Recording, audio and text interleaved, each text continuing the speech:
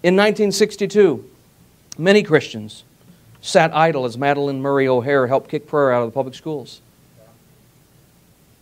I still read those bumper stickers today that say, as long as there are tests, there'll always be prayers in school. I believe that. In 1973, we sat idle as the U.S. Supreme Court made abortion on demand legal. And today, pornography, immorality, and deception are all part of the American immoral fabric, sensed and deemed as normal. In the words of Alexis de Tocqueville, as we've said them before, ring true today as never before: America is great because America is good, and if America ceases to be good, America will cease to be great. I asked a question at the outset of this sermon: where was God on 9/11?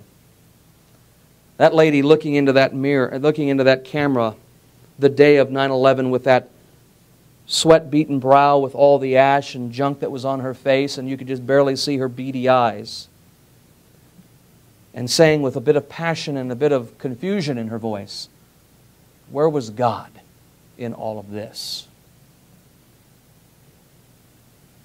Well, my answer to that is exactly where we left Him. Outside of the courthouse. That's right. On the outside of the public school system. Right. On the outside of many of our mainline Protestant churches. Right. On the outside of our homes in many cases.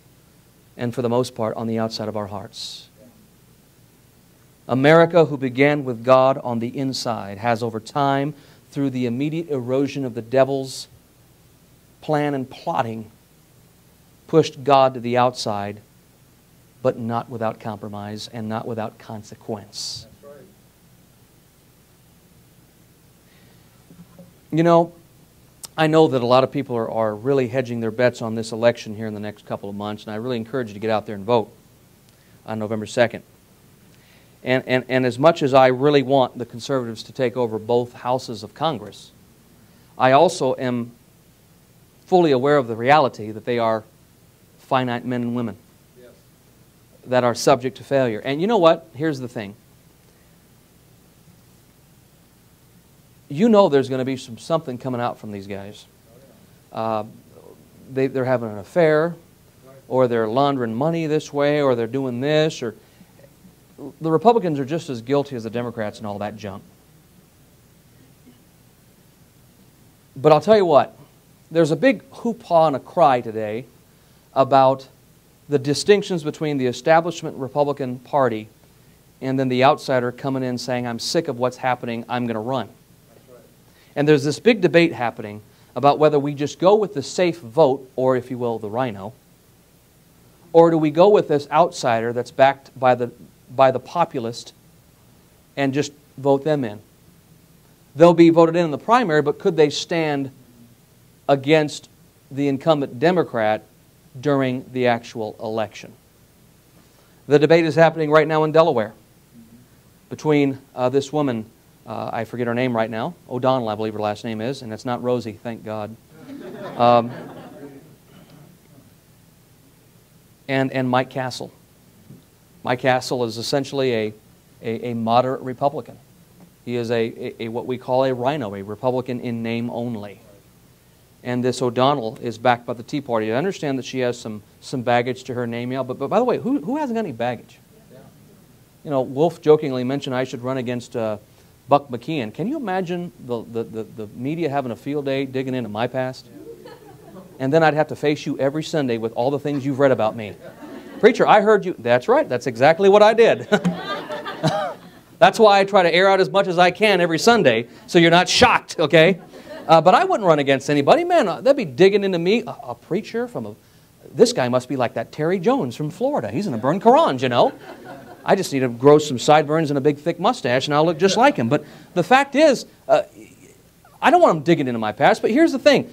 You've got people like this O'Donnell in Delaware, and you've got this Rand Paul down in Kentucky. You've got this Sharon Engel over in Nevada, and there's a few, well, there's the Joe Miller up in Alaska, and a few others that have rocked the establishment Republican Party and have come in and won overwhelmingly against the established Republican candidate. And the established Republicans who were bellyaching 2 years ago why the Republicans have lost 2 consecutive elections are now not pointing to their own selves and saying, we're the reasons why we lost those 2 consecutive elections. And they're upset now that the normal individual who is looking at this over the last 5 or 6 years says, you know what, I'm sick of what my party's doing. I'm going to run.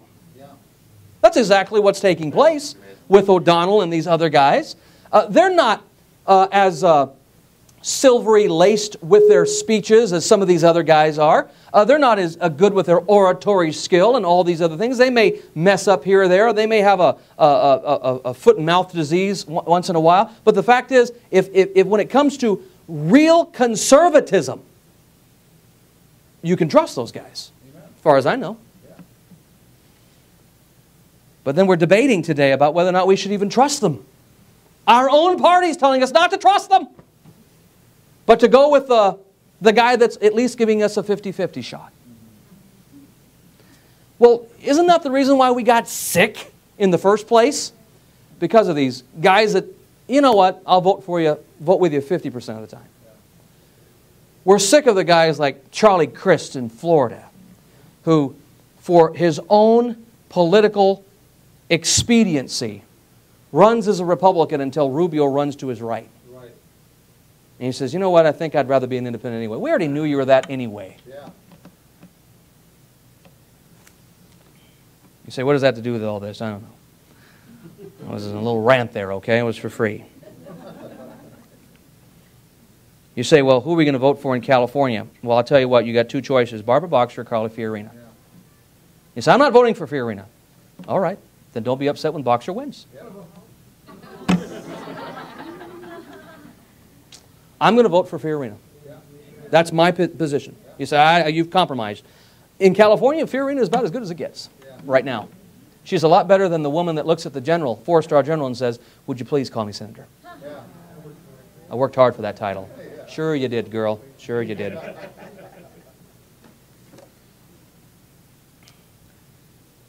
With all that we've said about America, there is hope.